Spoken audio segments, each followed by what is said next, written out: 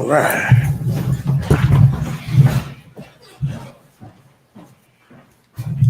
All right. Shalom, Israel.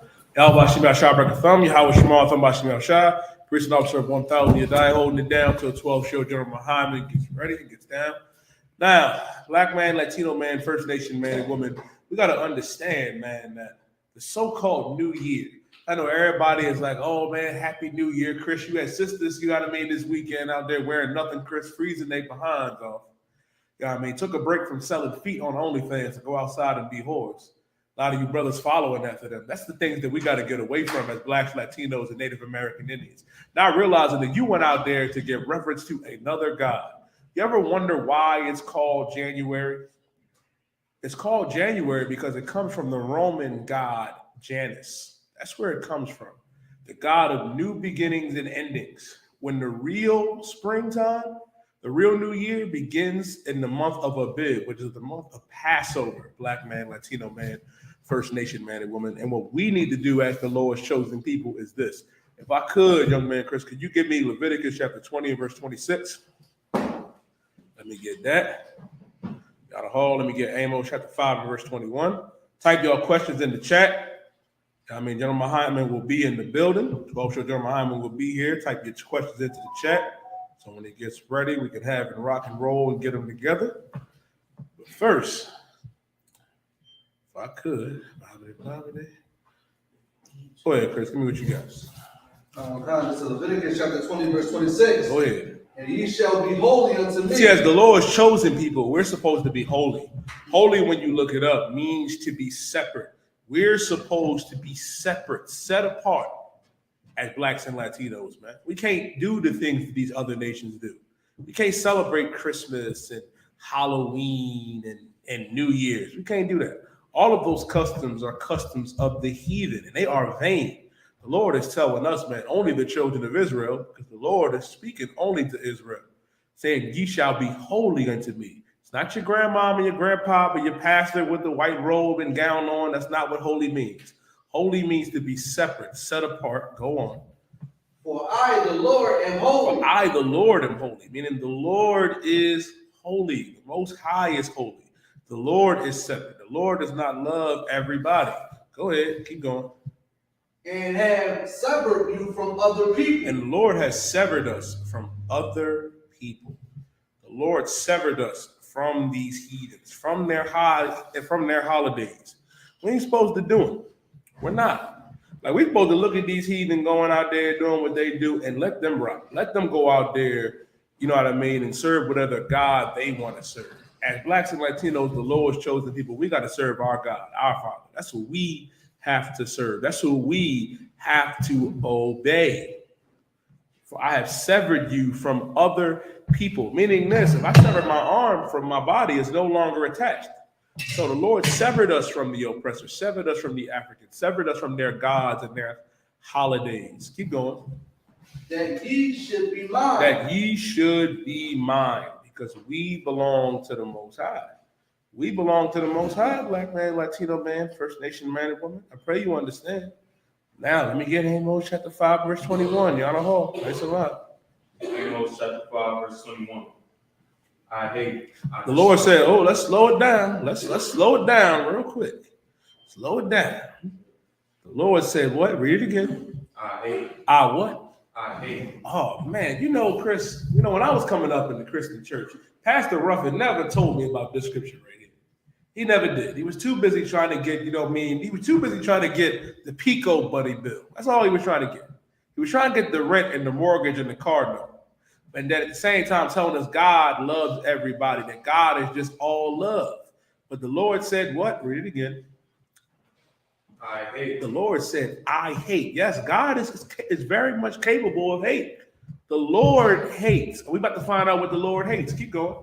I despise your feast days. I despise your feast days. And when he says, I despise your feast days, understand this. When he says, I despise your feast days, he's talking about your holidays. He's talking about your New Year's, your Christmas. That's what he's talking about. And that's what we have to understand. He's saying, I hate and I despise your feast days. Like a lot of y'all, like, don't lie.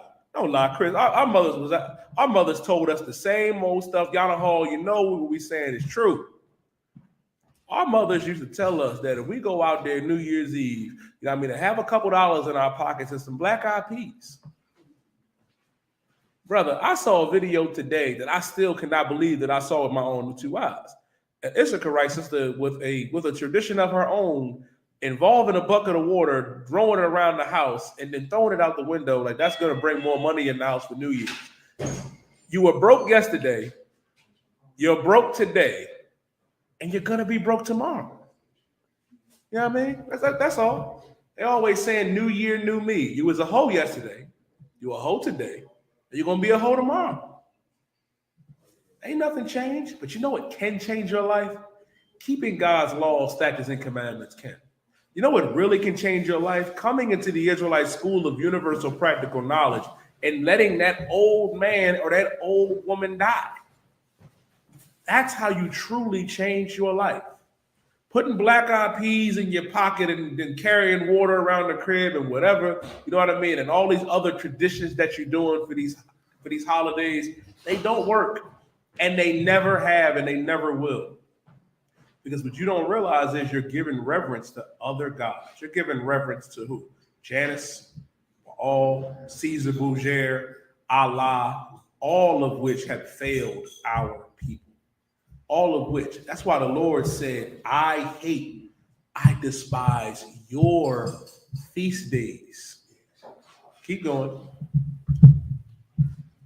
And I hate slaughter, and I will not smell in your solemn assemblies. Ooh-wee, and I will not smell in your solemn assemblies. Like that Thanksgiving dinner, that Christmas dinner, that New Year's Eve dinner. The Lord ain't trying to smell none of that.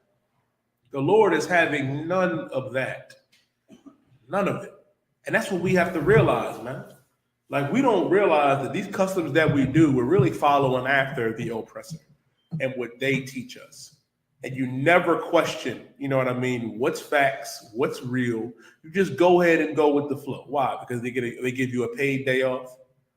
Why? Because they tell you to go out there and say it's the so-called New Year when nothing, like what can be made new around this time in the dead of winter?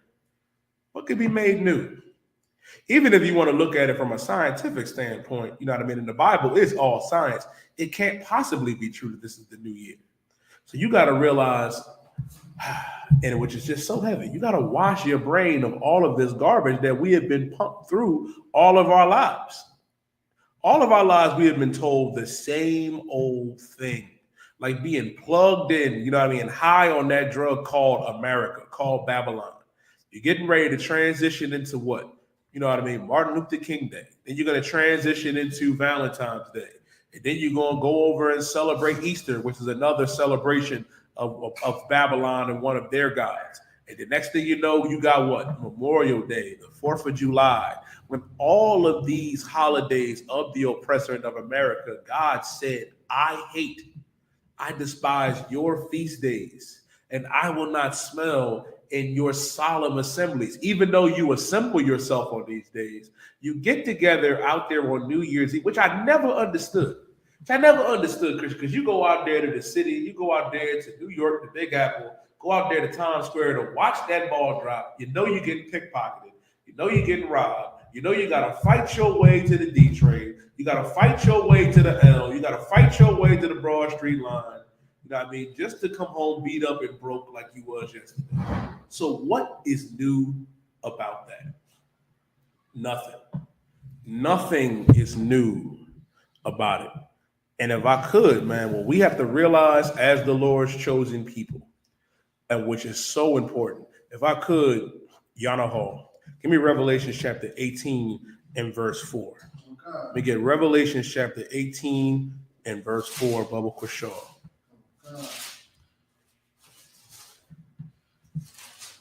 Book of Revelations, chapter 18, verse 4. And I heard another voice from heaven saying, come out of her, my people. The Lord said, come out of her, my people, not all people, meaning Latino man, come out of America. First Nation man and woman, Seminole Indian man and woman, come out of America. Black man and woman, come out of her. Come out of America. This is not the place of our rest. We're not going to find rest here. All we're going to find is more death and oppression. That's why the Lord is telling us to come out of her, my people. Read on. That ye be not partakers of her sins. Don't be partakers of her sins. Don't go out there and waste good black-eyed peas and put them in your pocket thinking it's going to bring you good fortune. Don't do that. Don't run your water bill up as high as it possibly already is. The water bill is already high, y'all. The water bill is already high. We can't pay it already. And you running it up for a silly tradition. That's why the Lord told us to come out of her, my people. And don't be partakers of her sins. Meaning don't celebrate their New Year's. Don't celebrate their Christmas or their Thanksgiving. Go on. And that ye receive not of her plagues. And ye receive not of her plagues. Ooh-wee. Ooh-wee. You know what those plagues are, right? COVID-19, the coronavirus. I don't know if y'all aware, right? COVID ain't going away. COVID did not go away. It transformed. And I'm not talking about, you know what I mean, a member of the alphabet community. I'm not talking about Dwayne Wade's son, which is an abomination as well. Talking about COVID now is the Omicron. Now, you know what I mean? They sent me a letter saying that my nieces, they got to go back to school this week with masks on. You can think COVID going if you want to. The Lord going to send something more dreadful. You see how the Lord shut down this economy with the coronavirus. You see, you know what I mean, the Lord, you know what I mean, sending monkeypox. God damn, Chris, monkeypox. I mean, I don't know if y'all seen that one devil, man. His face was decaying, nose fell off. Like, it's a rough one. And the Lord has given us every warning, you know what I mean, to come out of America. Because you can catch that monkeypox and die. You can catch one of those venereal diseases. Goddamn, like I remember, yeah, I mean, us being young brothers, y'all Hall, Chris, you know what I mean, you get gonorrhea, you know what I mean, a shot from the doctor, you good to go. Now it's super gonorrhea now. Gonorrhea done went full ultra instinct. God damn. You can mess around, you know what I mean, and keep sleeping with whores if you want to. You can mess around and still be a whore yourself if you want to. And all of these things are prevalent, especially around this time of the year. You get to be the biggest whore around this time. You get to have one night stands. You get to leave it behind you. Now it's a new year, new me. Not realizing you're placating to what the oppressor set up in January, in Janus, the God of new beginnings and endings. Not realizing that you're giving all of this time and energy, you know what I mean, to the gods of our enemies. And the Lord hates it, man. The Lord hates it. Like, Chris, give me the Lord saying, thou shalt have no other gods before me. That's what we need to understand. I believe it's Exodus 20 and verse 3. But we need to realize, man, like us doing those things, us doing these things, man, has been to our detriment.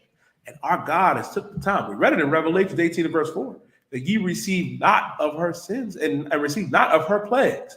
Because we see it. I remember, Daniela. I don't know if you, I know you remember, sir. Like when COVID first came around, sir, they was talking about, black people can't get COVID because we got the melanin. We got the melanin in our skin. Niggas, y'all ever see, what's that show? Y'all ever see in Living Color? Y'all, I mean, David Wayne's character, Homie the Clown, and the other brother that was in jail. Talking about, because we got the melanin, that, the sun rays be hitting us and it deflects the virus off the skin and then it falls on the pale face. 2 months later, when brothers start to get it, the oppressor, who is the devil, he made a satellite, you know what I mean, to infect our people. First of all, what you need to realize, Black, Latino, First Nation, man and woman, the oppressor does not have to create some satellite or some rays, you know what I mean, to infect everybody. He doesn't have to. All he has to do is tell you to go outside on December 31st, leave your house with black-eyed peas, you know what I mean, and go to Times Square and watch the ball drop if he wants you to die. All he has to do is tell you that weed is legal and okay now. All he has to tell you that it's all right to be a whore on Twitter, Instagram, and OnlyFans. All he has to do is tell you that homosexuality is an alternative lifestyle. He doesn't have to be God. He doesn't have to go through all the trouble and make it and build, and death machine to kill blacks and Latinos. The method that they have right now that they're using is the same method that the Africans used, the same method that the Babylonians used, the same method that the Persians and the Medes and the Romans, who are the oppressors today in America, still do. And that's to get us to turn from our God. That's a winning formula for the oppressor in these other nations. Get the Israelites to turn from our God. We're not realizing that we can turn the tables just by doing what our God said to do. That's why he said, come out of her, my people, that he received not of her plagues, man. He received not of her sins, because America is going to pay for all of this. They are going to pay for everything. Like, I beseech you, black man, Latino man, First Nation man and woman, to come into the Israelite school of universal practical knowledge. It will save your life. It'll save your life. And with that being said, Alawat Panya.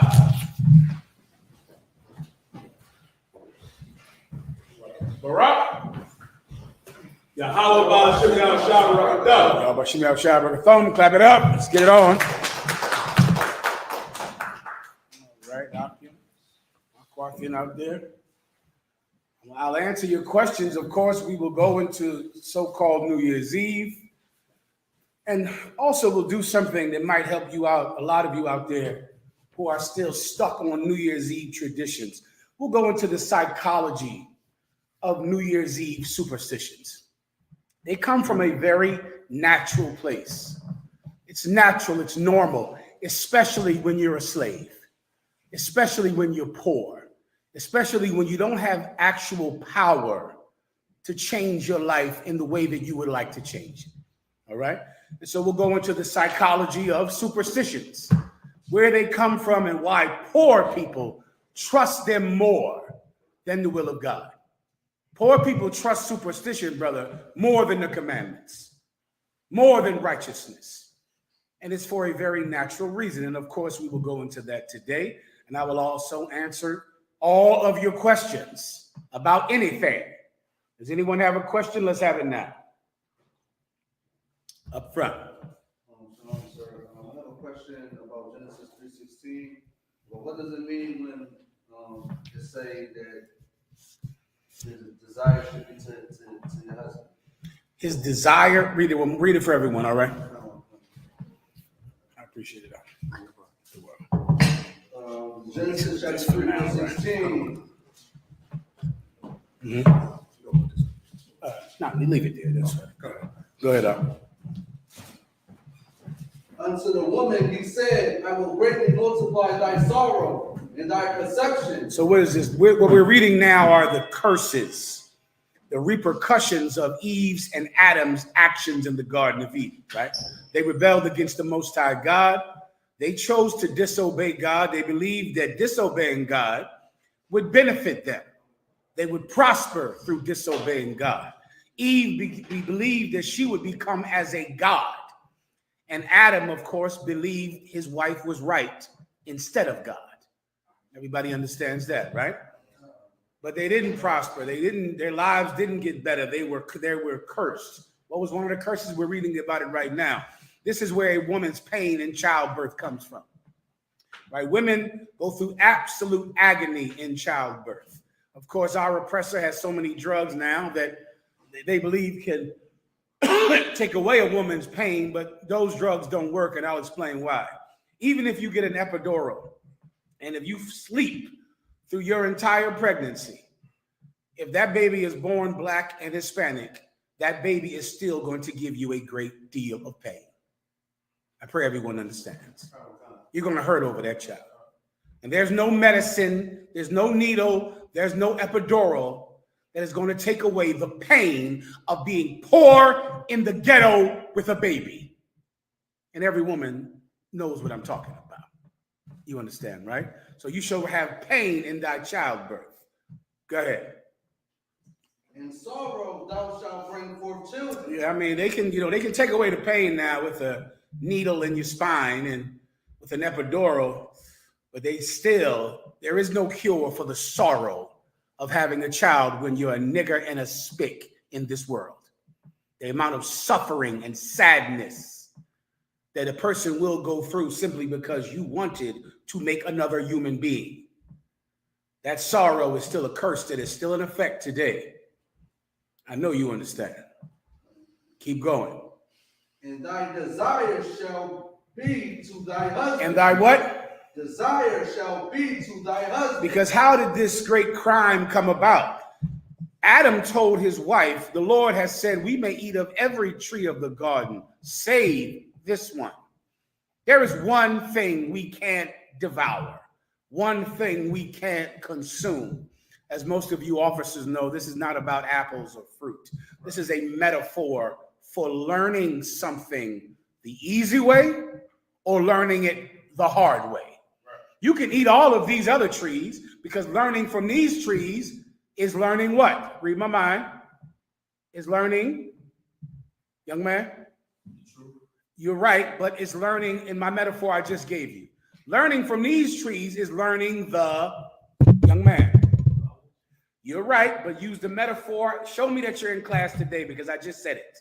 Is learning the easy way. You'll pick that skill up. You need that to battle Christians. You need to remember every word someone says in a battle so that you can take their words and use them to hurt them. I just said it just now. The story of Adam and Eve, the tree of knowledge and the tree of good and evil is the difference between learning something the easy way and learning it the hard way. The Most High God said, you may eat of all of these trees. You can learn from these.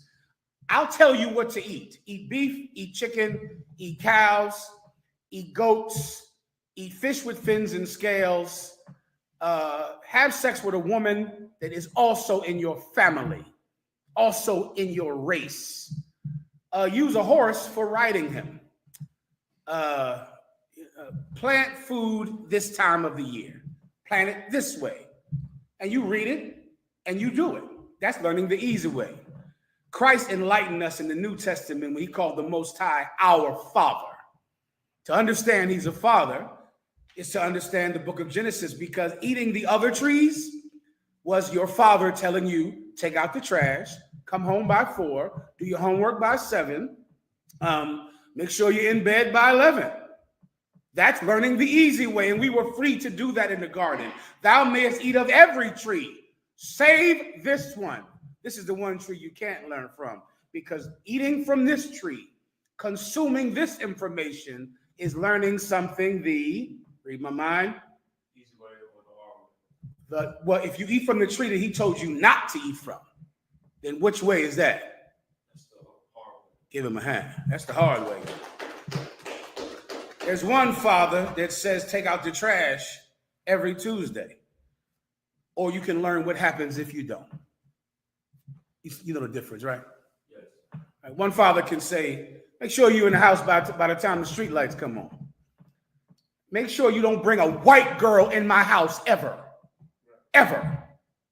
Make sure you don't ever act like a sissy. Ever. Because you're not my son anymore once you do that. Right? That's the easy. You hear it and you go, come, Pop, no problem. No white girls, no sissies, no sweat. No problem. Or you can learn it the other way. Do you understand? Well, Adam was told what he could learn. All the easy stuff. Just do this. Do that. Don't do this. No problem. They tell Eve went and met a lying ass snake, a serpent. And he told her all those things that God said not to learn. That's the best way to learn it. You should learn it like that. Learning it like that will make you a god. And she went back and told Adam, and he, of course, wanted to please her. Happy wife, happy life. He wanted to please her, and he disobeyed God. And then they learned things the hard way. The tree of the knowledge of good and evil was learning things the hard way. What is Eve learning right now? What are you reading Eve learning? What is she learning? Give him a hand. That's all. So now a baby is going to rip you in two when he comes out. And if you get on drugs that makes you fall asleep through the process, I'll just hurt you when they get shot by the cops when they're 9. I'll hurt you when you can't feed them. I hurt you when you're homeless and in the shelter. I hurt you when child services comes in and takes them from you because your boyfriend molested your child or beat your child. Either I'll hurt you in labor or I'll hurt you after the labor. But you're getting hurt in childbirth because now you learn the hard way. This is the knowledge of good and evil. This is not the tree of life. This is learning things the hard way, which is what we're reading about now. You understand? Keep going. And he shall rule over thee. Now, what do you got to learn? You didn't want, before, what happened? Your husband listened to you, right?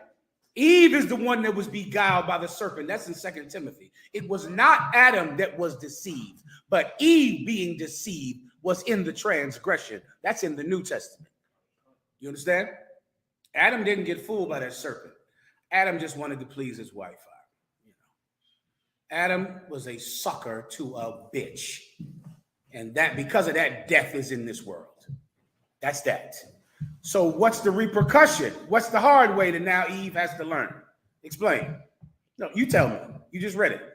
Now thy desires shall be unto thy husband. Now how is she going to learn? Eve. She's going to have to go to him. Give him a hand. That's it. Because death came into the world because he went to you. Yeah, I'm going to teach you never to do that again. Now, whatever you want, you're going to have to go through him. So when you go and you think you found this new church that you love, and they're an Israelite group, except they don't believe in having more than one wife. They're called the IUIC, and they're exactly what I want you to join. Right. Bitch, I didn't ask you what God I should choose. Who asked you? That's your church, right? That's the one you like? Then go. I'm not going. But I got this new pastor I've been watching on YouTube, and he's so anointed, bitch. Who asked you who was anointed? Right. I don't choose my God based on your opinion. And that's not how I get my God. You think I have to wait for you to approve of my religious belief? Is that what I do? No. That's not what I do. That's what Adam did. But now I learned the hard way never to do it again, didn't I? I went in slavery. I suffered under our oppressor. What?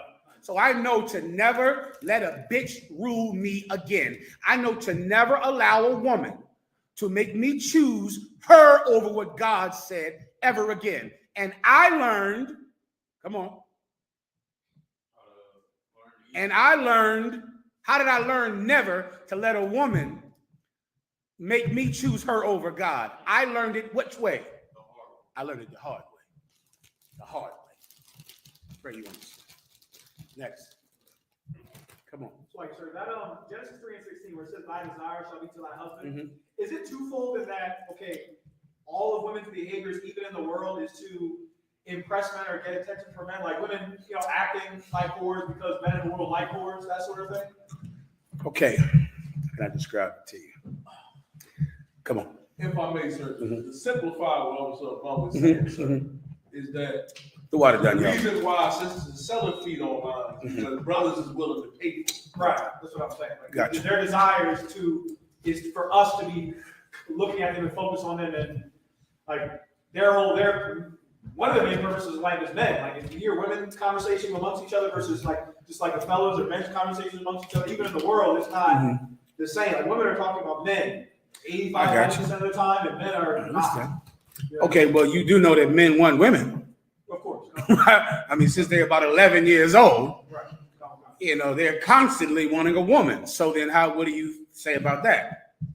Because, of course, men sell drugs for women, steal and want fancy cars, take pictures with cars they don't own because of women. They want careers that women like men to be in. Go ahead. Kind of, there's a precept that Ezra said I'll go to for that. Go ahead. On how powerful women are. Only Okay, now that's exactly. Women are the most powerful thing on earth. Save the truth. The truth is the only thing stronger than a woman. This is what you might need to understand what you're seeing when you see the internet and women craving attention all the time. Okay, most of what you're actually seeing, right, is women being poor and needing money. Right? Okay, when you're young, right, and you see a prostitute, many of you, the first time you had sex was with a prostitute, or you paid for a blowjob in the back of some car or something like that. In men's mind, or a strip club, perfect example, a strip club. In your mind, these girls like you. Do you understand? It's in your head. Like in your head, it's like, man, she got to have it. You know, she freaky. She wants. She hates this sexual act. She doesn't like men. And so many women who you see online hate men, but they're poor and they were molested and they have no chance at earning any money. And so really the strong desire to get male attention is more rooted in poverty than in desire.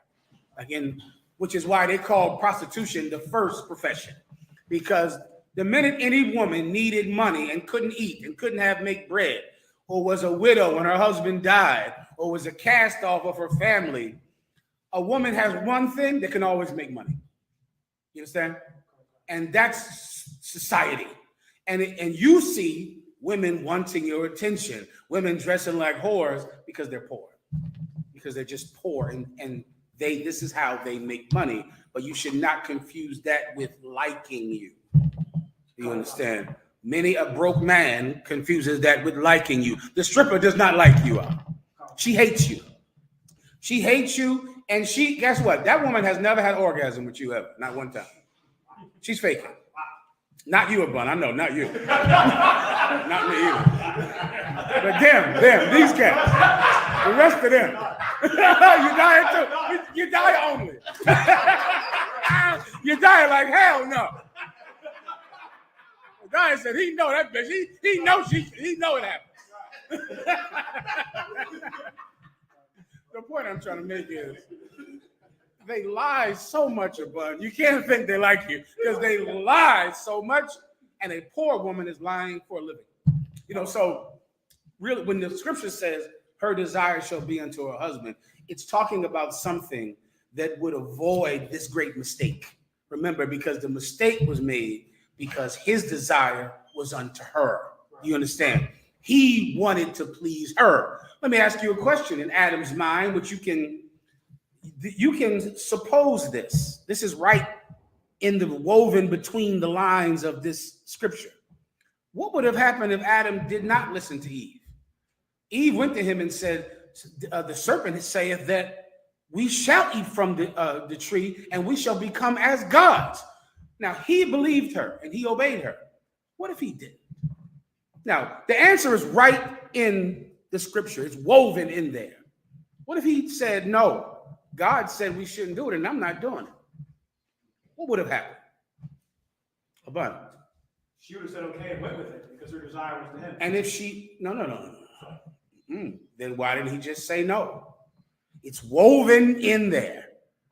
It's woven. It's right in there. He did what she wanted. Why? All you got to do is understand people, men, today, life.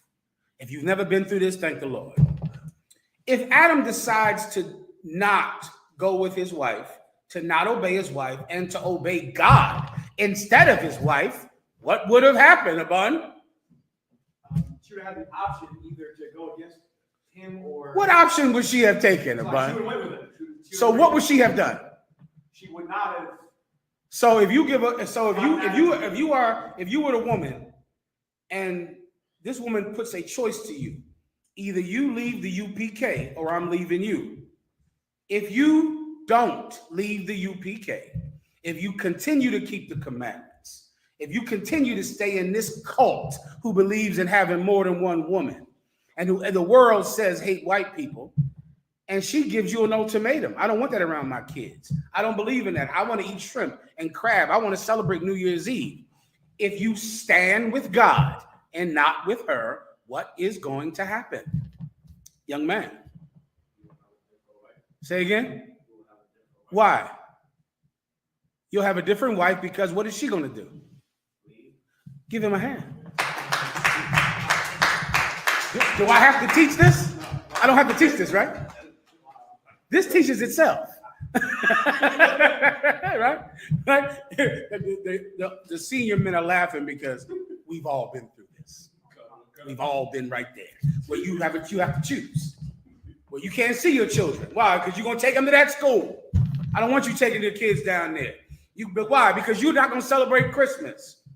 I'm cutting my boy's hair. You letting my son's hair grow. I'm cutting his hair. Well, you have to choose. And they leave you when you choose God over a woman. They leave. That's what happens. That's what would have happened to Adam. Who knew for a fact it was going to happen? Adam. Adam knew for a fact. And he chose to follow Eve. Why? Bring me home.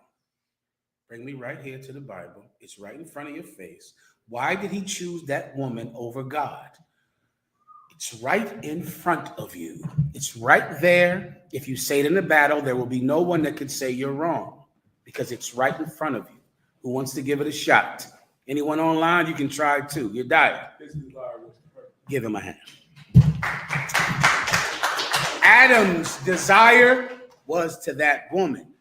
She is what he wanted, not God. She is what he wanted, not the commandments. Guess what the Most High said? I'll fix that.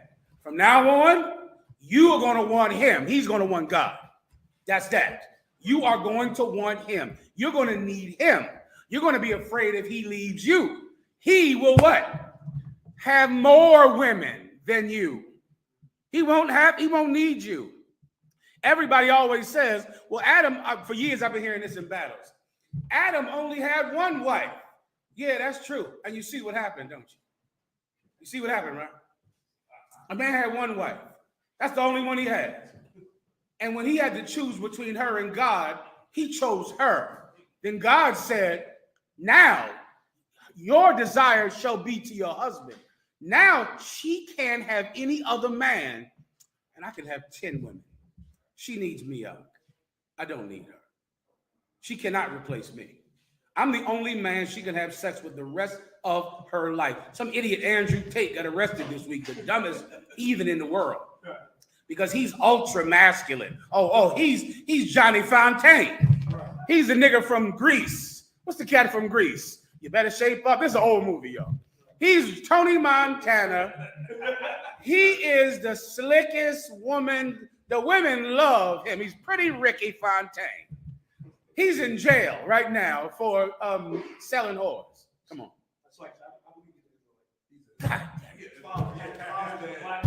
Salakia.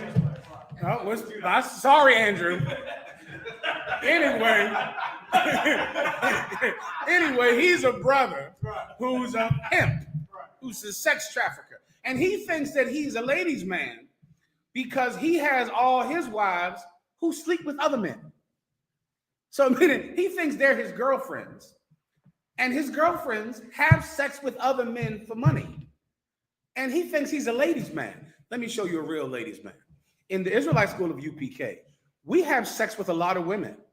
And our women only have sex with us. Kwam Yasha Allah. That's what's happening here. Oh, a lot of them. She needs us. We don't need her. She's only with us. We're with other people. Do you understand? It's a one-sided type of sexual encounter. I have sex with whoever I want. She can only have sex with me. That is in the Bible. With that comes great responsibility. Great responsibility. But it definitely lets her know that if you want to lead me over the truth, there's a few of them that will stay with me because I'm in the truth. Right. And want me because I'm in the truth. So I could lose one. I got a spare rib. I just made that up. Damn. Come on, Abun, write that down. Spare ribs. I just made that up just now. A rack of ribs. So many, the rack's so big, what do I got? Spare ribs. Her desire shall be into her husband. Now you know, all right? Next. No questions. So, all right, let's go to these superstitions. Where we at? Come on. So like, what's the superstition with like the okay, pretty much like you know how like you have Thanksgiving holidays, you Right. have New Year's Give me the Eve. slave. Give me the slave superstitions. Get them ready on deck, and give me the Hispanic superstitions. Can you bear with me 1 second? I got to get in the habit of doing this Spanish. All right. Es hora de practicar mi español. Okay. I want to do that at the beginning of class, if you don't mind. All right. Just so I would like to do something, learn more phrases to say at the end of class. Permiso. Lo siento. Okay, hold on. Here we go right here. Somos la Escuela Israelita de Conocimiento Práctico Universal desde oeste calle Harlem, Nueva York, bajo General Yohana. Desde el 1969. Carnales, esta es la verdad. Si tú eres español, negro o indio, nativo, tú eres Israel, el pueblo, el hijo de Dios. All right, so I'll try to, if anyone speaks Spanish, give me a new phrase and I'll say it at the end of class, all right? I'll try to do a different one so I can learn. Come on. You had your hand up? Whoever, one of you, I'm not sure. Okay, go ahead. It's not actually a superstition. Uh-huh. I'm just trying to see what's the spirit behind like being in the truth and eating a plate from someone like your family member or cooking in your own house. Right. That, you may live in the crib with somebody else who do follow the heathen customs and holidays, still eating that day. Either it's Christmas. And that's it. Should you eat the food that they made to worship this holiday, but you are eating it because it's in the refrigerator? Kind, not in that type of spirit. Exactly. Even if it's turkey or whatever. Turkey, stuffing, cranberry sauce, whatever they made, right? Whatever is clean, but it's in the refrigerator because you live with them. They celebrate the so-called holiday. They might, for Judites, like to eat black-eyed peas and collard greens, right? I'll tell you where that comes from. So maybe it's sitting in the refrigerator. Maybe there's no pork in it. Maybe it's clean. To them, it's going to make them rich if they eat it, right? But to you, it's black-eyed peas and collard greens. Precept. 1 Corinthians chapter 8, verse 4. This is what you need, okay, right? And let this be a lesson to every young brother. Everything is in the Bible. There is nothing that is not in the Bible. Nothing, no question, nothing at all. How life started, when was Adam created? Every possible thing that you can think of is in the Bible. It's a lot better than collard greens and beans. You had your hand up in the back up. Why do Spanish people just believe in Christianity? Well, why do black people believe in Christianity? I've never seen a Spanish person get Israel. Stay around. Right. Well, in my country. Well, stay around. Right. You stay around. I'm assuming you're comparing them to Israelite groups outside of the UPK. Is that what you mean? No, I just from where I'm from, I've never seen. Where are you from? I'm from Panama. Panama? I got you. And you're saying that people from Panama don't become Israelites? I'm not saying that they don't, but I'm saying I've never seen it. I got you. Well, you're a very young man, and there's a lot you're going to see that you've never seen. What tribe are you? Do you know? Okay, you're a Panamanian, right? Which would make you, according to the Bible, the tribe of Zebulon, right? You are Hispanic. Do you speak Spanish? You're Hispanic. So, have I ever met someone from Panama to come to the class and come into the truth? Who? There you go. Give him a hand. It happened. He said, I've never seen someone from Panama become an Israelite. Never. Besides you. Don't worry, y'all. Just stay down, and you're going to see a lot more than that. You sitting here is a miracle. Right. And before you know it, we'll show you a lot more miracles. Please believe it. Come on. It's like, so we got an officer and a trooper in Honduras. So they're So it's the 12 tribes of Israel is in the UPK. The young man just haven't seen it before, but there's a lot he's never seen that he's going to see. Everybody understands. All right, come on. Please. I did a breakdown of when Christ come back and Oh, that's a good one. All right, give me that too. I'll take that in Revelations. What am I waiting on right here? Come on. You want 1 Corinthians 8 about eating so-called holiday food, eating food that's cooked. Oh, right. For the brother. Right, go ahead. 1 Corinthians chapter 8, verse 4. As concerning, therefore, the eating of those things that are offered in sacrifice unto idols. Mm-hmm. We know. So you get that word? You get that? That's what this is. This is the topic you just said. Read that one more time. As concerning, therefore, the eating of those things that are offered in sacrifice unto idols. As concerning the eating of those things offered in sacrifice unto idols. The Christmas turkey is offered to the demon of Christmas, to the god of Christmas, which is Nimrod, which is where the Christmas tree comes from. The entire holiday is based on him. And is based on Saturnalius, which is the worship of the Roman god Saturn. Thanksgiving turkey is a turkey that is sacrificed to the god that helped the so-called white man conquer the so-called North American Indian. It's a celebration that they had 2 days after the massacre. They massacred the so-called North American Indian and had this meal 2 days later because they were thankful that they won the war. It was a celebration of victory. Like the North American Indians showed them where the food was, showed them the trails in the forest so you could find water, and said, if you follow this same trail, you'll find turkey and you'll find deer. 2 days after that, they slaughtered them. 2 days, and then celebrated because they won. Right? That's the God of Thanksgiving, the God of the oppressor, the God of death, the God that rewards the wicked over a victory with the righteous. If you eat a turkey, that's the God you're worshiping. Give me some more. Halloween, of course, is the god Molech, which is where the worship of Halloween comes from sacrificing your children. That's an ancient Babylonian custom that people have done forever. The things we do today, you would think they're very new, but they are so old. Everything is old. Nike is old. Everything. Valentine's Day, old. The food for Valentine's Day is the candies and everything, right? Those candies are sacrificed to who? February, which is a wolf god that they celebrated every year in February, in February. So there's a meal or food associated with every worship of every god. We call them today Christmas, Thanksgiving, Halloween, Valentine's Day, and New Year's Eve. You understand? Come on. So pretty much on that day, if I do eat turkey, am I doing like... No, just stand by, warrior. I'm going to break it down for you. All you need to know now is that this is talking about your question. Right? Those holidays are sacrifices to other gods. Those foods are sacrifices to other gods. You understand? Keep going. We know that an idol is nothing in the world. We know, you and I, you're in the truth. We know that an idol is nothing.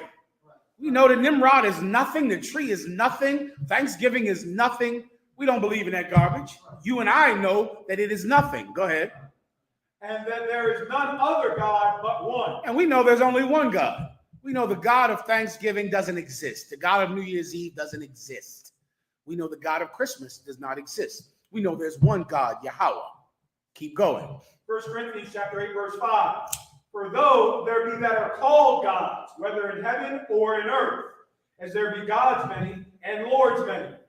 But, verse 6, but to us there is but one God. So we know, and that's what you have to, when you see that food in the refrigerator, you have got to know that Christmas is false. It is not about love. It is not about the baby Jesus. You've got to know what Thanksgiving is when you see that turkey. You've got to know what Halloween is when you see that candy. And that's what this is trying to emphasize. We know this about these holidays and about these gods, that they're nothing. Keep going. Of whom are all things, and we in him, and one Lord, Yahushua Christ, by whom are all things, and we by him. Go ahead. Verse 7. Howbeit there is not in every man that knowledge. Howbeit, not everyone knows what you and I know, right? We know the truth about Christmas, but maybe your cousin doesn't know. Maybe your grandmother doesn't know. Maybe the people that see you on Facebook eating turkey, maybe they don't know.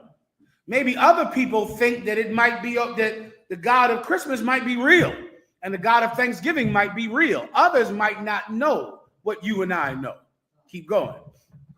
For some, with conscience of the idol, unto this hour, eat it as a thing offered unto an idol. You and I can sit down and eat that same turkey. It means nothing to us.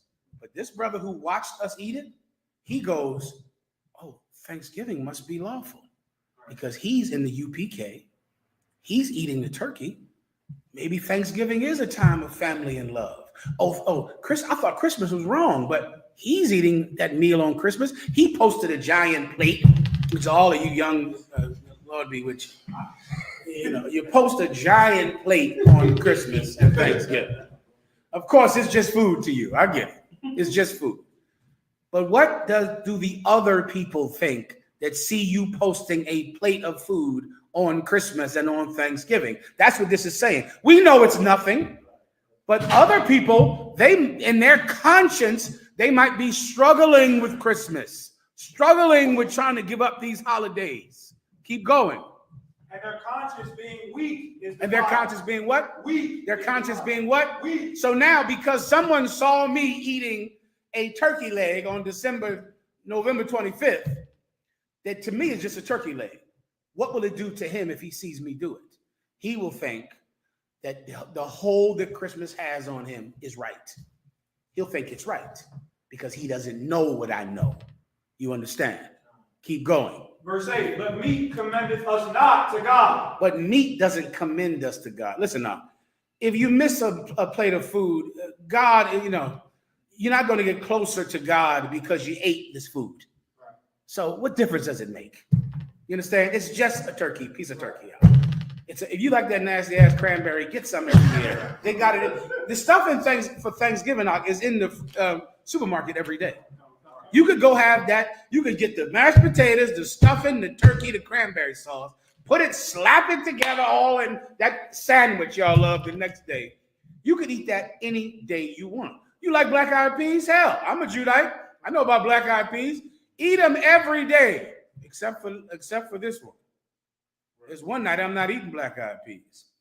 There's one day I'm not eating turkey. I'm not doing that. Why? It's just turkey. But what if you see me do it? You're struggling in your conscience with giving up the world. I'm not, but you are. And if I eat it, it will make you weak. It'll make you weak. Keep going. Come on. For neither, if we eat, are we the better. If we eat it, we're not better. We're not, closer to God because we ate it. Keep going. Neither, if we eat not. And if we don't eat it, we're not closer to God. It doesn't even matter. It's turkey. It's not magical. It's just turkey. Keep going. Neither, if we eat not, are we the worse. Keep going. But take heed lest by any means this liberty of yours become a stumbling block to them that are weak. Other people could see you eating that turkey and they'll go, Christmas is the power of Christmas. Like if you live with people in the world, right? Now they love Christmas. They know you hate Christmas, right? But then they go to the refrigerator and they say, you done ate half that turkey. You know what they say? They go, it's a Christmas miracle. The power of the baby Jesus. Like Christmas gifts. You might say, I don't celebrate Christmas. But then your mom just says, well, take this gift. All right, I'll take it. You know what your mom is thinking? It is the power of Christmas. It even worked on you. No. So what have you learned today? A meal is just a meal any day you eat it. For your brothers, give up that meal on Christmas. Don't eat that turkey that's in the refrigerator. If you live with people in the world, then you better understand that you live with enemies who are watching everything you do to see if what you are in is real. And when you eat that turkey, you have to just tell me when they ate the Passover meal. Right. You just let me know when they had the lamb and when they had the unleavened bread. I'm sure they eat it every year, right? Do they eat the Passover bread? They eat it with you because they're in the truth. Well, I couldn't understand. No, I mean, okay, the turkey is there. Right. Let's say you eat the turkey. That's for Thanksgiving. Right. Do they eat the Passover lamb and the unleavened bread? Well, the folks at my house, no. That's what I'm talking about. The folks at your house, right? That's a scenario. It's just a metaphor. It's a scenario. In this scenario, you live with people in the world. The food is in the refrigerator. You're wondering if you can eat it, correct? You can because it means nothing. But if they see you eat it, they will think Christmas is powerful because they are not going to come to the Passover with you, and they are not going to eat unleavened bread and lamb. But you are going to eat the cranberry sauce, which means Christmas is powerful. Thanksgiving is powerful. People in the world are weak, so you give up turkey for them, for no other reason, because it's just turkey. Like, Go ahead. suppose it's like brothers in the school that's like, okay, we know that it's not a big deal, it's just Right. turkey, we're not thinking Right. of it in that way. Right. But sometimes brothers, like to crack jokes and stuff like that. Uh-huh. And you may not Crack jokes about the turkey. Yeah, or black eyed peas, like, man, you eat black eyed peas, check it out. Right. You know that's not a good thing to do. Right. But I'm not thinking of it in that spirit. Of course not. Right. So So, now go ahead. to where it's go. At first, I might think it's a joke. Right. But now, the next day or two, they like, man, I don't know, you probably was real. You really was wrong for eating that food that day. Mhm. Now I feel offended because you're not joking no more. Of course. Right. That brother may felt offended of me eating it that day. Right. That's my main question, more so the brother who know that, I don't think that's a big deal. We all know that it's not a big deal we're not even Right. thinking that. Of course. It's just a milk. Yeah. You know what I'm saying? What's your question, though? So, like, what is it that's unbrotherly about that brother? What's unbrotherly about which brother? Like, any brother that may say that, hey, you shouldn't have been eating that day. Even though I'm telling the brother, like, man, I don't care about Thanksgiving or, I got you. it's I just a feeling to me. I think I understand your question. I'll try to answer it for you, okay? So now, okay, in this scenario that you're giving me, first of all, you know that if someone does something that offends you, what are you honor bound to do?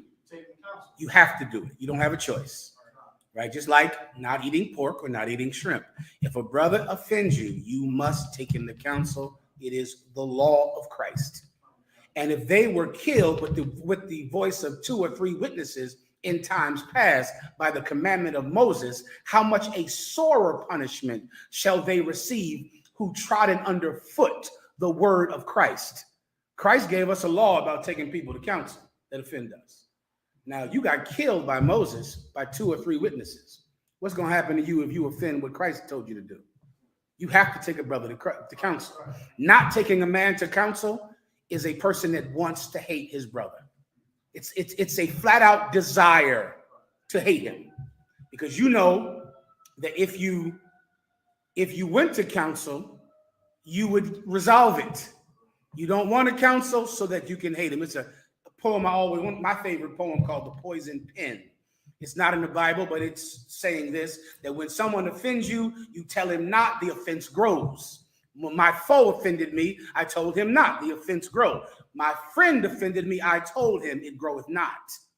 That's not the Bible, but that's another poem. You get my point. An offense grows when you don't talk about it, when you don't take it to counsel. You understand, right? Okay, so now, with that said, who's unbrotherly?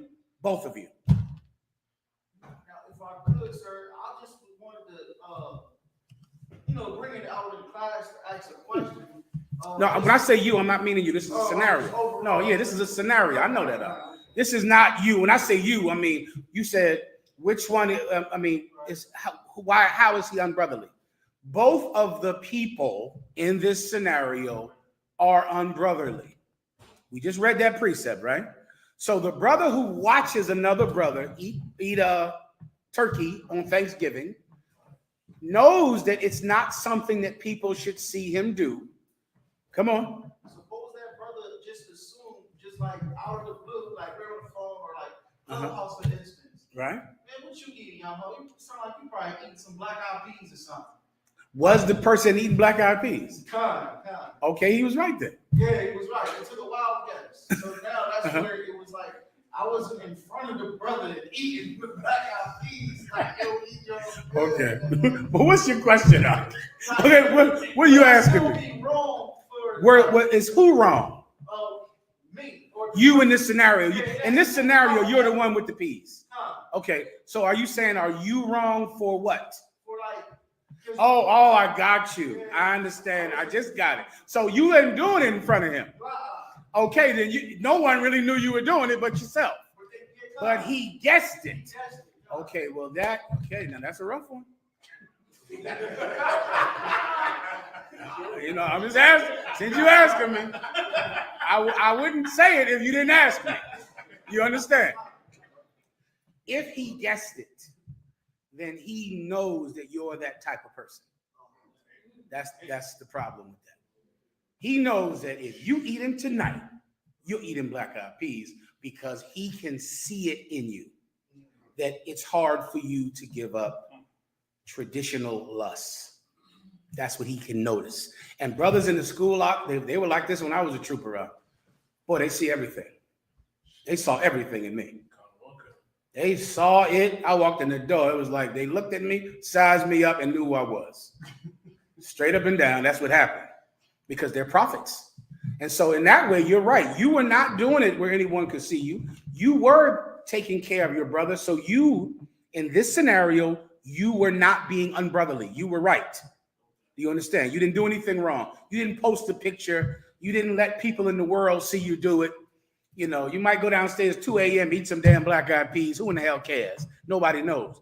But if that brother knew it because he heard you munching, then he sees it in you.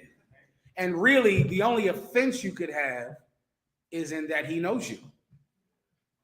Now, okay, suppose it was, my demons not, even holidays or customs like birthdays, but I may have a different demon that I'm dealing with that brother may know, and not just that. Not only that one.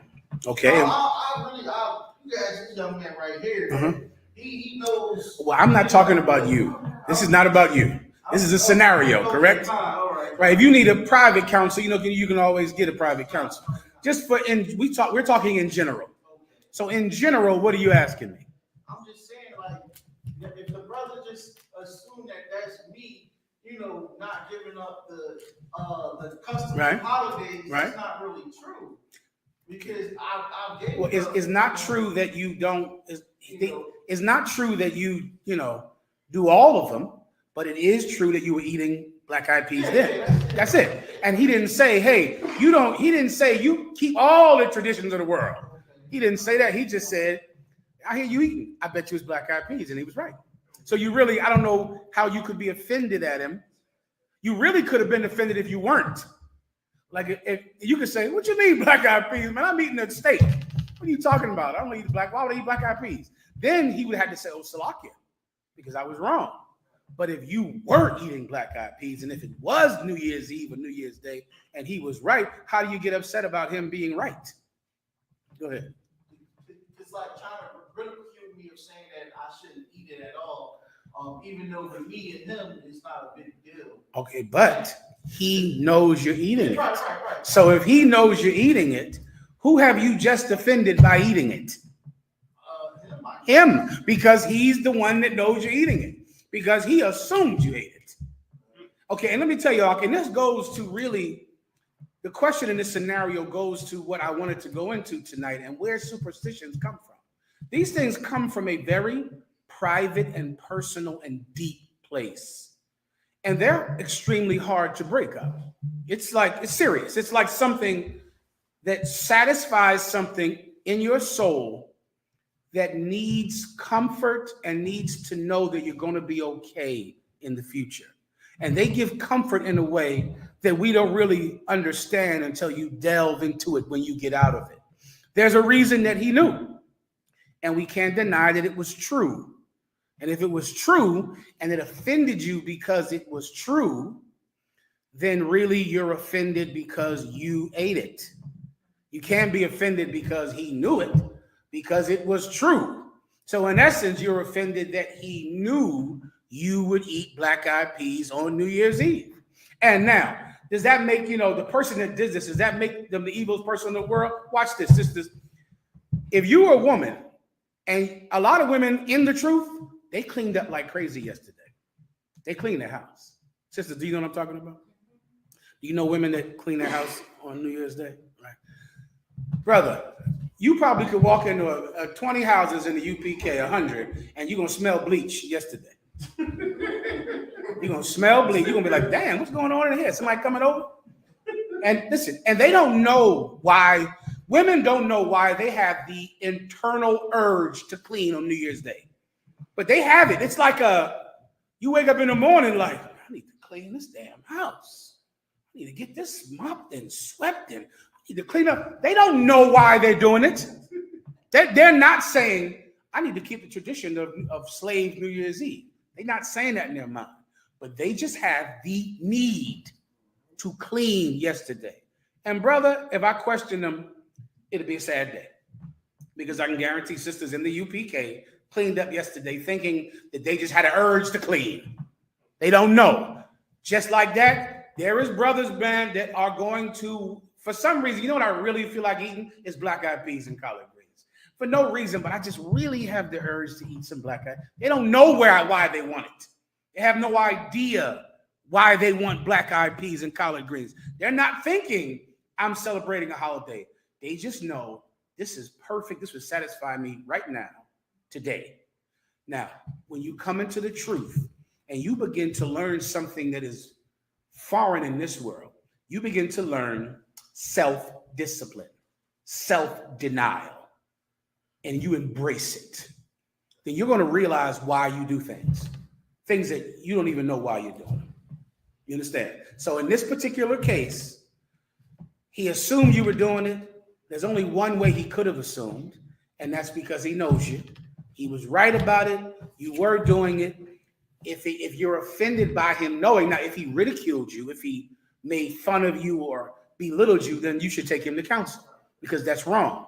But he's not wrong for seeing you.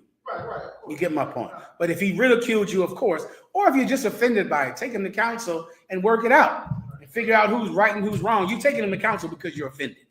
So, but okay, hearing this scenario, if his offense is simply knowing you what you were eating at the time, that's not unlawful. You get my point. You understand? We good to go here? Let me get the slave thing up since we're on the topic, all right? You got it for me, y'all? Americans are likely to think of New Year's Eve and New Year's Day as a time to celebrate the fresh start and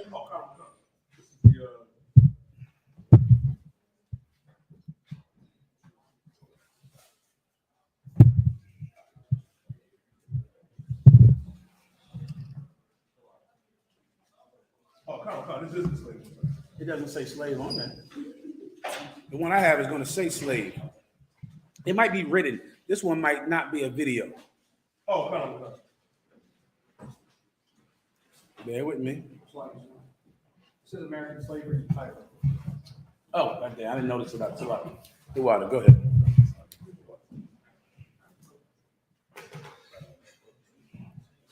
the New Year represents. But there is also a troubling side to the holiday's history. In the years before the Civil War, the first day of the New Year was often a heartbreaking one for enslaved people in the United States. In the African American community, New Year's Day used to be widely known as Hiring Day or Heartbreak Day. Pause. Because it's Here is the truth about New Year's Day. New Year's Day in slavery was called Heartbreak Day.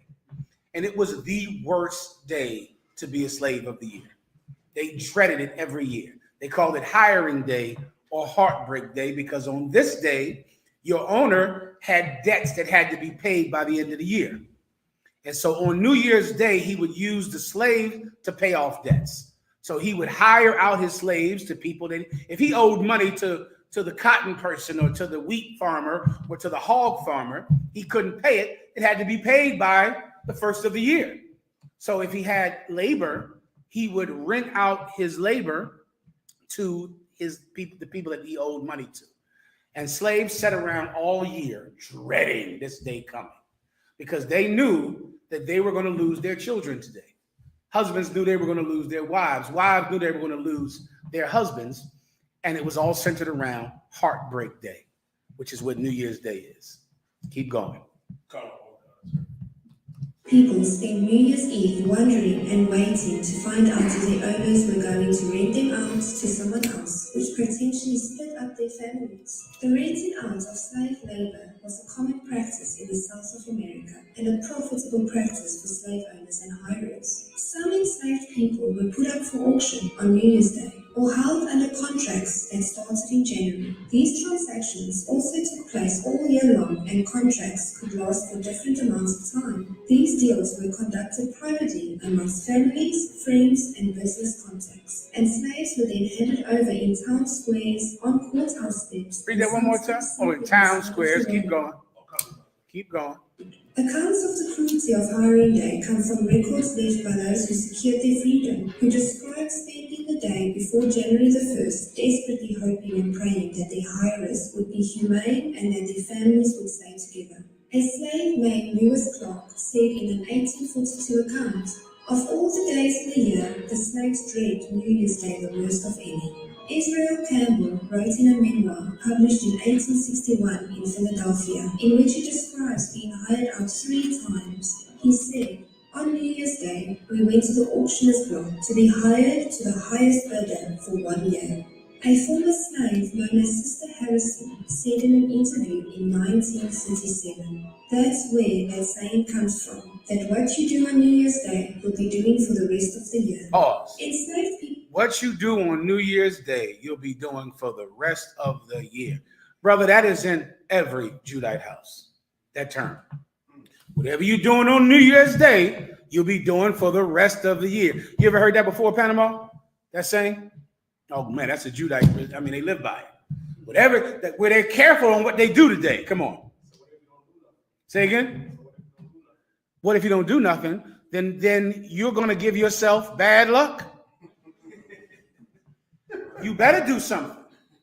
You better do something to make sure you don't lose your children tomorrow. But you don't have any power to stop him from selling your children. So what can you do? Eat black-eyed peas. Eat collard greens. Sweep the house. Walk backwards in the house. It's what superstitions are, what powerless people do to try to have some control over a life they have no control over. You understand?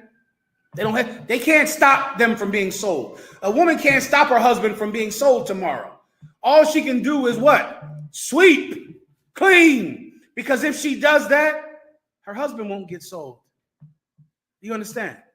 That's where superstitions come from. They're based in fear. And when you're terrified, but you have no power to affect change, you burn sage. You get a crystal and rub the crystal, and you hold the crystal. Or you kiss a cross 3 times. Ooh. Why? Because I can't affect change in my life. I can't stop him from selling my daughter tomorrow. But I can do this. And that's where superstitions come from. The word super means to over. Stition means to see. It means to, Alexa knows that superstition means to overwatch. Alexa, where does the word superstition come from? The noun superstition originated from Latin in the Italian Republic around 1375 to 1425. She ain't giving you enough. Super means like supersede, super this, super that. It means over. Stition means to watch. So imagine you are watching something so closely, thinking that it will save your children, save your wife, and save your husband. That's what this broom means. That's what, this crossing your fingers and black-eyed peas. What choice do you have in getting money? None. So you eat black-eyed peas because they look like coins. And collard greens look like money. That you can afford. You can afford that. You can burn sage. You can buy it down at the grocery store. You can do.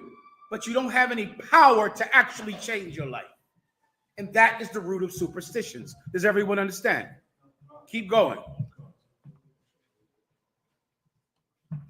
People who attempted to resist going to their new masters were whipped and thrown in jail until they relented and promised not to run away during the new arrangements. But the history of New Year's Day and American slavery is not just There's another one as about authors slaves. for Give me that next. emancipated people. The holiday was also associated with their freedom. The holiday became more associated with freedom than slavery when Abraham Lincoln signed So the before the Emancipation Emancipation Proclamation, this was a terrible day. It was the worst day of the year. But guess what happened on January 1st? the Emancipation Proclamation was signed. Hallelujah. On that night, this happened. Keep reading. Let me keep playing. Select. The proclamation freeing slaves in Confederate States on New Year's Day in 1863. Enslaved people went to church to pray and sing on December 31st, 1862, and that is why there are still New Year's Eve prayer services known as watch nights. Stop. Have you ever heard of watch night or church people piling in the church on New Year's Eve? Who's ever heard that? Raise your hand. This is why. This is how they switched it from Heartbreak Day to the greatest day of the year, because they're actually celebrating the signing of the Emancipation Proclamation. That's actually what they're celebrating. They're not celebrating New Year's Eve, but this is their way of thanking God for Abraham Lincoln signing the Emancipation Proclamation. And so they wait and watch. Watch is like, the word watch is back then mean wait. You're just waiting. Why? Because tomorrow, the Emancipation Proclamation will be signed. And they still do it today. They don't know why they're going to church on New Year's Eve. Do you understand?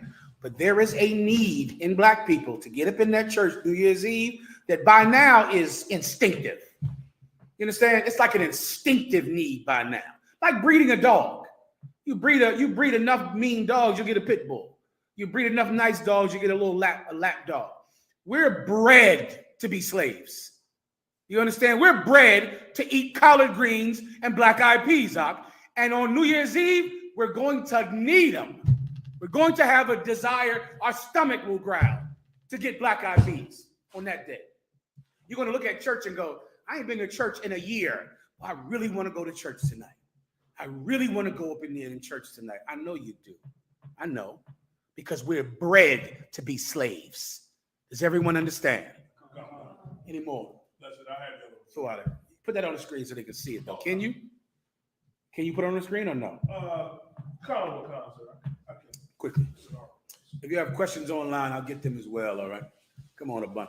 So one of those in class had a question on when Christ returns, the sky cracking. Yeah, you have that. Go ahead. You have the precept for him?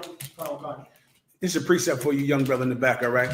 For Christ cracking the sky. That's one of Commander General Yana's amazing classes he taught me when I was very young. And I was able to visualize it and to see that our salvation was going to be an invasion, just like many other salvations. The Iraqis under Saddam Hussein, they were being beaten and threatened and killed. And then one day, Iraqi freedom came. And Saddam Hussein was killed. And now the people who used to be ruled by Saddam Hussein now rule over his empire. It happened in the Israelis as well. It happened with many countries. It happened in Germany, in Japan. And it's going to happen here in America and Great Britain as well. That we're going to receive our salvation from an invasion. Just like every other poor person that looks to the sky waiting for hope. Keep reading. Revelation chapter 6, verse 14. And the heaven departed as a scroll when it is rolled together, and every mountain and island removed out of their places. So imagine a scroll. So the heaven departs. Like imagine a scroll that's unrolled, right? It's wide. And then it starts to roll up. That's how the clouds roll up when Christ breaks the sky. Keep going. And the kings of the earth, and the great men, and the rich men, and the chief captains, and the mighty men, and every bondman, and every free man, hid themselves in the dens and in the rocks of the mountains. Then they went up in these caves and in Cheyenne Mountain and in bomb shelters, hiding on that day. On that day, the people that have had so much power over us, they vaunt themselves. Even this week, down there in New York, the Proud Boys walked through the subways and didn't have to pay the fares, hundreds of them. The police just opened the door, and I have the video here tonight. The police opened the goddamn door and let the Proud Boys get on the train for free. When in New York, if you jump that train style, you'll be beaten within an inch of your life in New York for jumping that train style. But the police opened the door so all the Proud Boys could go watch the ball drop for free. These people have had so much fun. They are criminals. The Proud Boys are criminals who killed police and stormed the Capitol And the police still love them. They've had a good time here, Rock. We're reading about the end of that good time. I pray you understand. Keep going. Verse 16, and said to the mountains and rocks, fall on us, and hide us from the face of him that sitteth on the throne. Now they're hoping they go into the cave and hope they get barricaded in that cave. Mountains fall on us and hide us. That's now they're going to be afraid. You understand? Now they're going to cross their fingers. Now they're going to eat black-eyed peas. Now they're going to pray. Now they'll be somewhere crying and praying, hoping that God saves them. That's our salvation. That's justice. That's judgment day. Everyone understands. Let me move on for time's sake, all right? What do you have? Okay, these are famous slave New Year's Eve superstitions. Keep going. Now read it. Wait, you read from the from. That's good enough. It says 7 black New Year's Eve traditions to start your 2023. Give me the Hispanic ones on deck. I'll be doing this, all right? Go ahead. Eating black-eyed peas, cornbread, collard greens, cabbage, and more. All that. All those things represent money when you have no money, right? Because cabbage is green, collard greens are green. Cabbage is green, collard greens are green, and black-eyed peas look like coins. So when you're poor, that's as close as you can get to money, right? So they eat those things, hoping that they'll have good luck. Bad things won't happen tomorrow. Remember, they're thinking their husband is going to get sold. Their wife is getting sold, their children. So they're just thinking, maybe if I eat this meal, something good will happen on January 1st, on Heartbreak Day. And so they eat it, trying to affect change in the future. And what happened the next day? More heartbreak. Keep going. Black-eyed peas have been an important staple with African-American culture, dating back to slavery in the South. See how old it is, Doc? My God, Doc. Of course, who doesn't got the urge to eat black-eyed peas after 400 years? Of course you do. Everybody does. The discipline is in feeling that thing that was bred into you as a slave and desiring freedom from it. That's One West. That's the Israelite school of UPK. That's why this school was built. Rakatha Yahweh Yahweh. Keep going. Where it was discovered that bean flourishes in muggy weather. According to today, freed slaves would take dry beans with them because they can be easily grown in many different climates. Skip down. Cleaning your house. Many black families believe you cannot go into a new year with a dirty house. Oh, hell no, you can't do that. You cannot go into the new year with a dirty house. Why? Because what happens today is going to be the whole year. So you don't want your husband to get sold. Black people down south, do you know how they get married to this day down south? Who's from the south that can tell me how black people are still getting married down south? They jump a broom. Like that's a slave thing to do.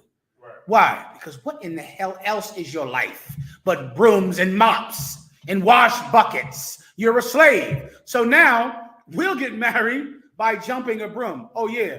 And my wife is getting sold tomorrow, so we better start eating these beans. We better eat a lot of them. Because we jumped the broom. We better clean the house right after we jump the broom because we don't want bad things to happen all year because then my wife will be sold to another plantation and I'll never see her again. That's where superstitions come from. Keep going. This tradition is all about setting the tone for the up and coming year. Sweeping is suspicious, specifically represents removing old energy from the previous year to make room for new blessings and growth. Keep going. Also, for those of you bitches out there burning sage, it's the same thing. Okay, stop burning sage. You're embarrassing yourself. It's an embarrassment, man. This is why you do things like that. Mm-hmm. You burn sage because you feel powerless to shut your legs to the wrong kind of man. Right. It comes from having no power. And so many times, because we've been without power for 400 years, we still think that we have no choice in picking the right man.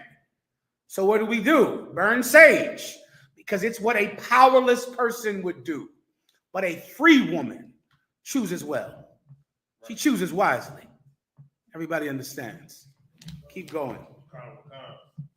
This tradition aligns with the premise of deep cleaning your home.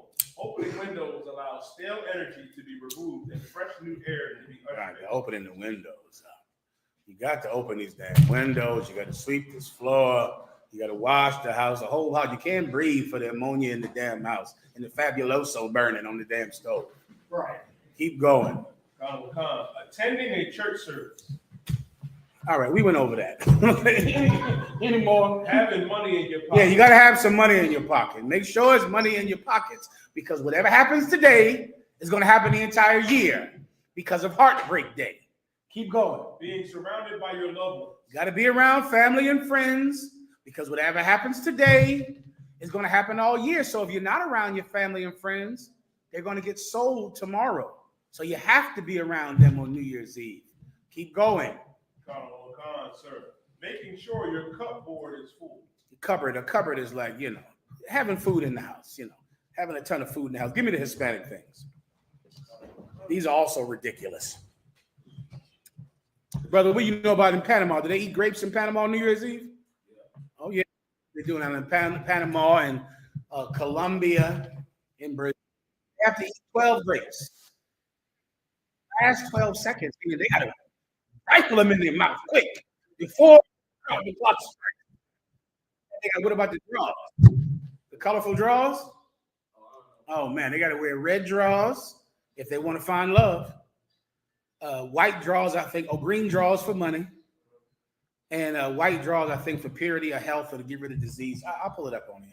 Come on. To be honest, when I was younger, I used to have to go to church. Mm-hmm. But I used to always leave before 12 because I never liked it. Yeah, tell me about it. I ain't like it either. I know what you mean. I couldn't stand it. I know just what you mean. You might have found a home. There are people in here just like you. That's what I found out years ago. There are people in here just like me, finally. Keep going. Go to the video about the Hispanic. Go ahead. 2019, and when it comes to celebrating the new year, many people around the world have special traditions like eating grapes at midnight, wearing underwear of a certain color. Red is the lucky color, right? Yeah. So write these notes down. Here. Others like News 6 at 9's Carolina Cardona run around the block with an empty suitcase. Why, we may be asking. To. Well, Carolina is about to explain why some people believe these traditions are supposed to help you have a Now happier connected to and a iPhone. richer new year. The clock is ticking to ringing 2019, and to some people like Evangelina Santiago, fill up a bucket of water right before midnight. And we go around the corners of the house saying, please clean this house, bring good things for the new year, and then we put it in a corner. At 12, you open the windows, you open your sliding door, and you throw it out. And you hope for the best. A tradition Sheila Segura also believes in. So we clean the house with water. Why? To clean the house from bad spirits or bad luck and start the new year fresh. Also, we try to wear new clothes. In countries like Ecuador, Colombia, and Panama, effigies known as Año Viejo or Muñeco Viejo in Spanish are lit up, turning into an explosive festivity, which is supposed to burn away all the bad things the old year brought. Then there's wearing colorful underwear to welcome Stop the right new there. year. Yellow Does everyone see how all of the slave traditions built into it are people that have no power to do anything, right? So what do? You dumped in your dishwater out the window. You're dumping it out the window because you do that every day any damn way. Right. So now all you have is dishwater, dirty water from washing the floor. So you dump it out the window because this is how you can make sure your family doesn't starve to death. This is how you can make sure that your children don't die of disease because you're powerless. All of them are just based around a powerless people and enslaved people trying to find some way to affect change when they have no ability to affect change. You understand? What was the last one she just described? I want to go into. Oh, burning an effigy. This is something else they do. I forget the name of it. She just said, but they get a picture of someone, fake, like one of those piñatas in essence, and it's a person or a man, and they burn him. Now, why do they do that? Who can guess it? Just think like a slave. They burn a man and they set him on fire, and this is how they get rid of the evil spirits. Who can guess who the man is? Slave master. It's the slave master. It's him. It's him. In fact, they'll go down there. When Donald Trump was president, they had so many Donald Trump piñatas, bro. They were everywhere because that is their culture. They can't do anything about it, but they can just beat up a statue of Donald Trump till all the candy comes out his ass. And they set him on fire. They take some white man, some Spaniard, and set him on fire because what in the hell else can they do? Nothing. Keep going. He murders them. He cuts their feet off, and they burn, an image of him, and feel better. It's like cathartic. It's like it's like a release because he's beating their backs and stealing their land and killing them and sticking pitchforks in their heart, and they make a fake picture of a white man and burn him, and they feel a lot better afterwards. Keep going. Peace and all that kind of stuff. Brazilians, though, at a splash. What does it mean to jump 7 waves of the ocean? Yeah, normally it's because of the Iemanjá, the goddess from the oceans, and you chose some gifts for her too, like flowers or food or whatever on the ocean, and we jumped the 7 waves for that. It's for luck.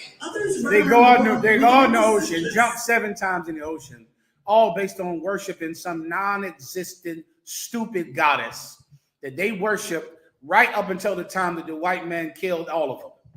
And they go out in the ocean and give her flowers, and really it's just Mary. When you trace all these things back, they're supposed to be about some Mexican goddess. It's just Mary.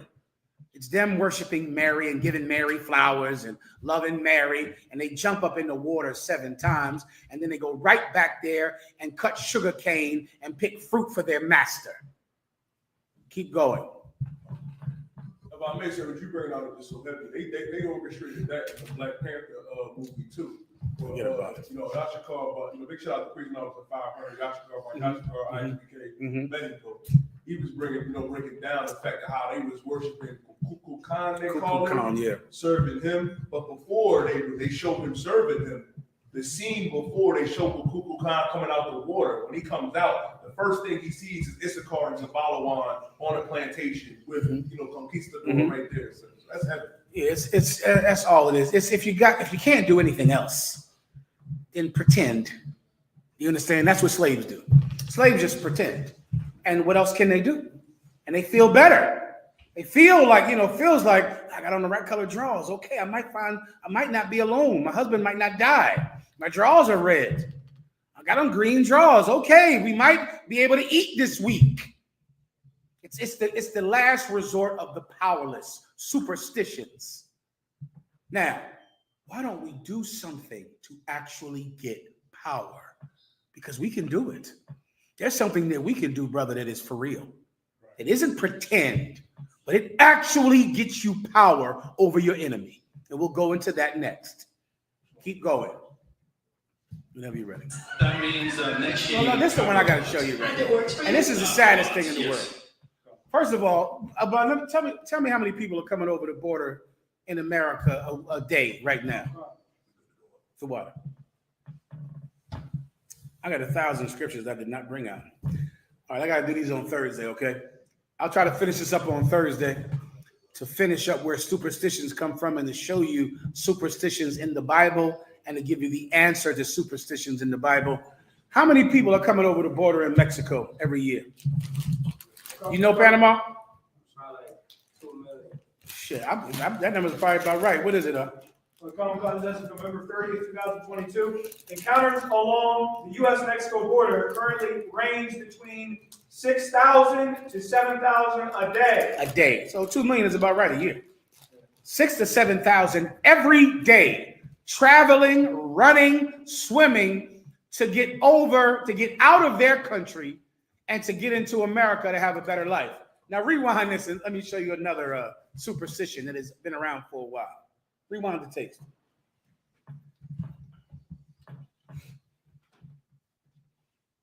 Travel a lot. That works for you? A lot, yes. Do you do You it? gotta rewind that. Nothing in particular. The running around with the luggage sounds like a... Rewind a little more. Others run around the block. More. Rewind.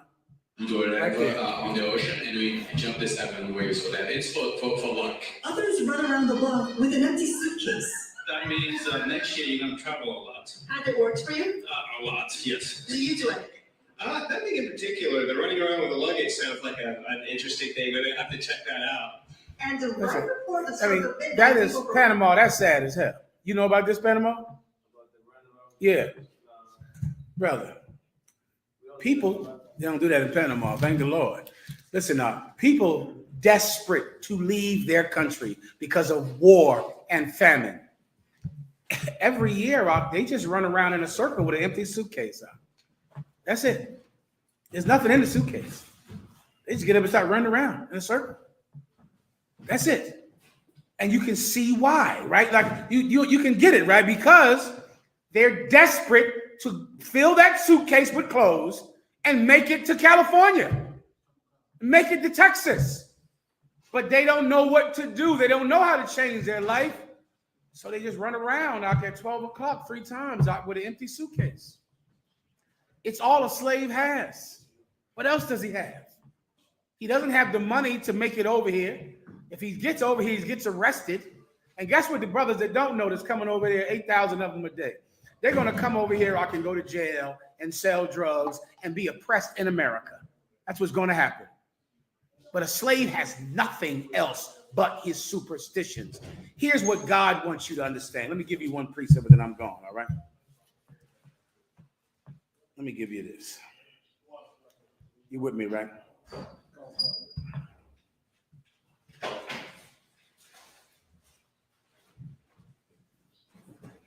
Give me 2 Ezra 4:16.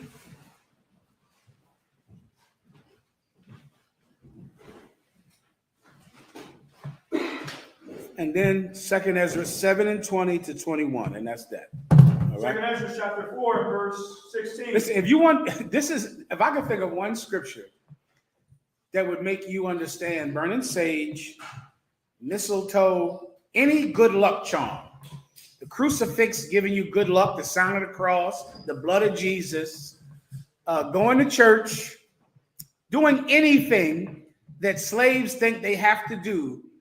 And if doing this thing will bring them good luck, it will change their life. This is the one I would go to first to make you understand how futile your traditions are. Read. 2 Ezra chapter 4, verse 16.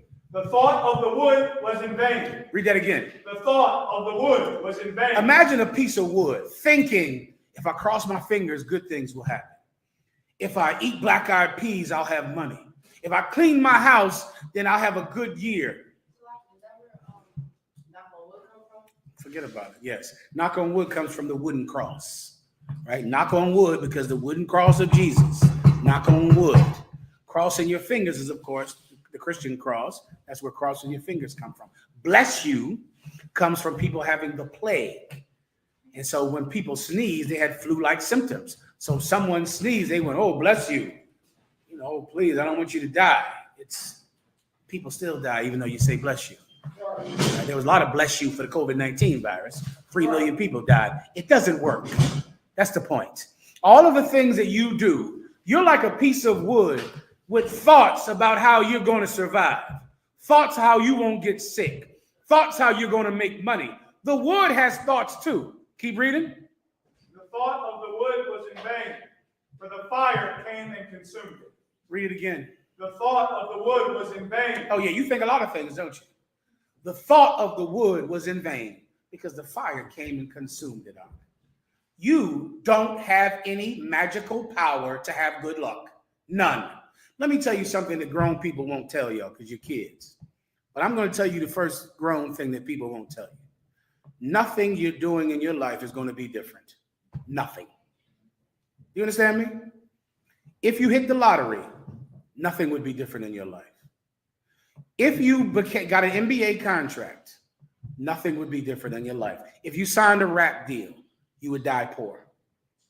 Everything that you think that you pray for to happen and have good luck charms to happen, if they actually happened, your life would be no different at all. The wood thinks things will happen, but the fire thinks something else.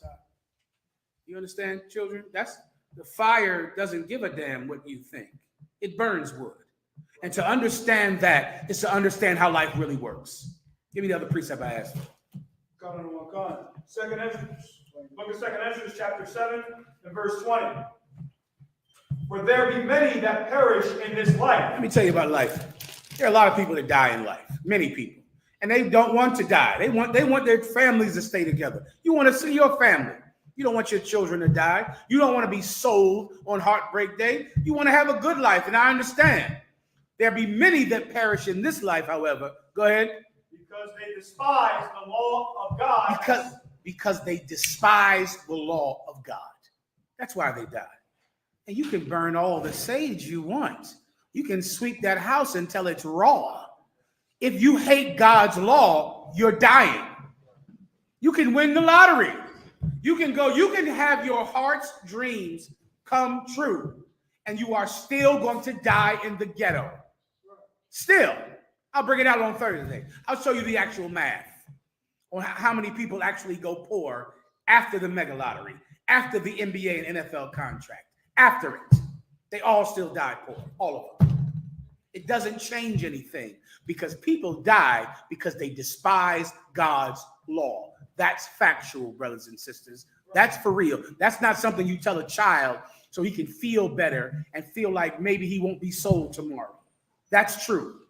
Keep going. Because they despise the law of God that is set before them. That is what? Set before It's right in front of you. It's right in front of your face. And you don't want it. You hate it. Those same Christians that run in that church at 12 midnight hate the Bible in the church. The Bible in the church says that homosexuality is wrong and eating pork is wrong. And they race to get in church on New Year's Eve and hate the Bible in the church. And they're going to die.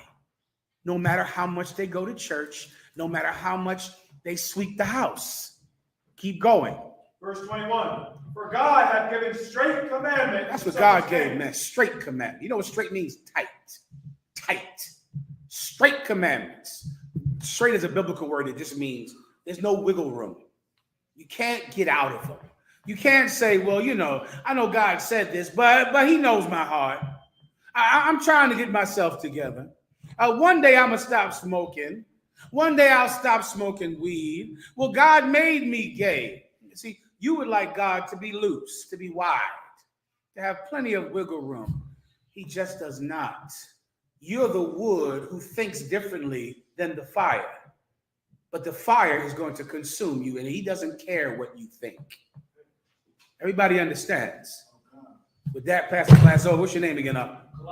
Kalak the water.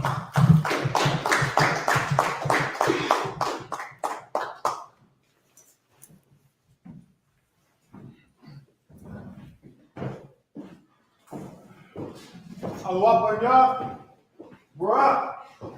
Yahweh, Shem, Shabbat, Club.